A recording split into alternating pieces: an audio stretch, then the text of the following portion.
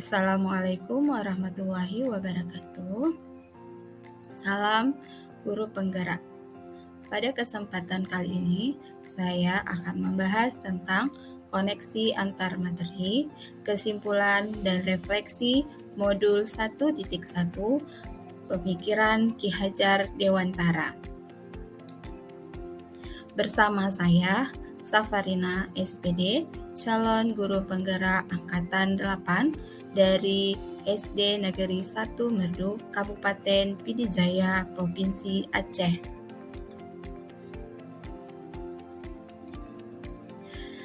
Nah, pada kesempatan ini saya akan membahas sedikit filosofi pemikiran Ki Hajar Dewantara. Filosofi pemikiran Ki Hajar Dewantara diantaranya adalah menuntun.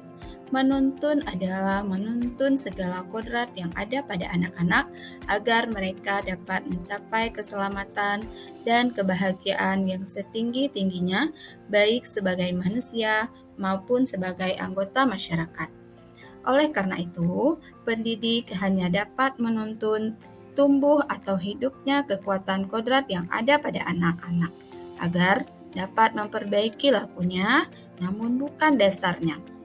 Hidup dan tumbuhnya kekuatan kodrat anak, disinilah peran pendidik sebagai sumber energi yang baik untuk anak-anak.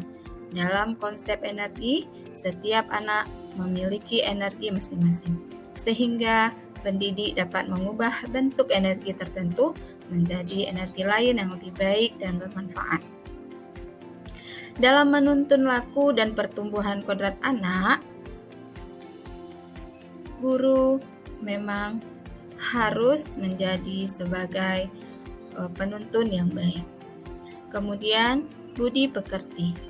Budi pekerti berpaduan antara cipta atau kognitif, karsa, afektif, sehingga menciptakan karya atau psikomotor. Sedih itu juga merupakan perpaduan harmonis antara cipta dan karsa. Demikian pula bahagia. Selanjutnya, filosofi pemikiran Ki Hajar Dewantara yaitu berhamba pada anak. Berhamba kepada anak itu memberikan kebahagiaan dan penghargaan setinggi-tingginya sehingga anak bisa selamat dan bahagia. Selanjutnya adalah kodrat alam dan kodrat zaman. Dasar pendidikan anak itu berhubungan dengan kodrat alam dan kodrat zaman. Kodrat alam itu berkaitan sekali dengan sifat dan bentuk lingkungan di mana anak-anak tersebut berada. Nah, sedangkan kodrat zaman itu berkaitan dengan isi dan irama. Selanjutnya adalah filosofi pemikiran Ki Hajar Dewantara itu adalah bermain.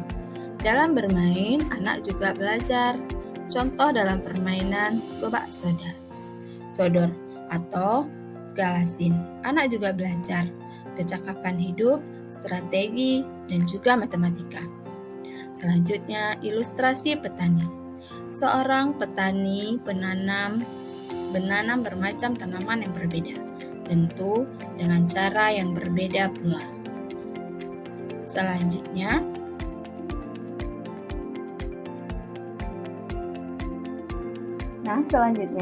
yang dapat saya percaya tentang murid dan pembelajaran di kelas sebelum saya mempelajari modul 1.1 ini.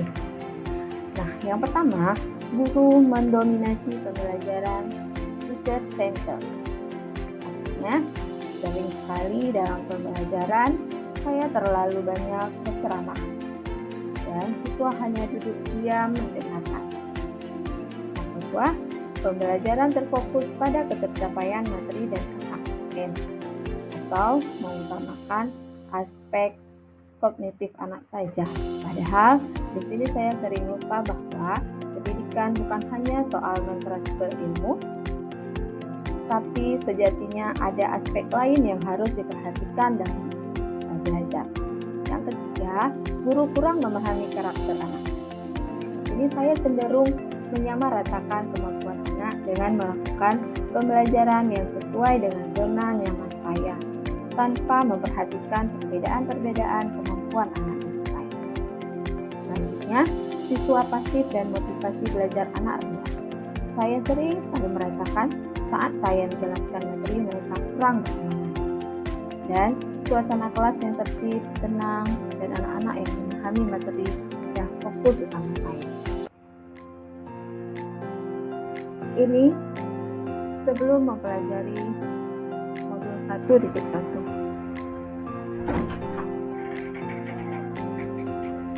Selanjutnya, yang berubah dari pemikiran atau perilaku saya setelah mempelajari modul ini, yaitu merubah pemikiran.